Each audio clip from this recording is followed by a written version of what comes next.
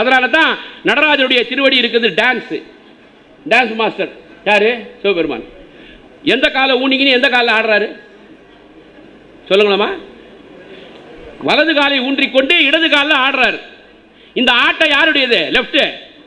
உமையவள் மாணிக்க வாசகர் தன்னுடைய பதிகத்திலே பதிவு செய்கிறார். ஏகம்பத்துரை எந்தாய் போற்றி, பாகம் பெண்ணுரு ஆனாய் போற்றி, பராய்த்துறை மேவிய பரடே போற்றி, சிராப்பள்ளி மேவிய சிவனே போற்றி, மற்றொரு பற்றி இங்கு அரியன் போற்றி. ஏகம்பத்துரை எந்தாய் போற்றி. இந்த கால ஆடுது. இது உமையவளுக்கு, பெண்களுக்கு சொந்தமானது. 50% அன்னைக்கே கொடுத்தாச்சு. இந்த கால ஆடினா எல்லாம் ஆடும்.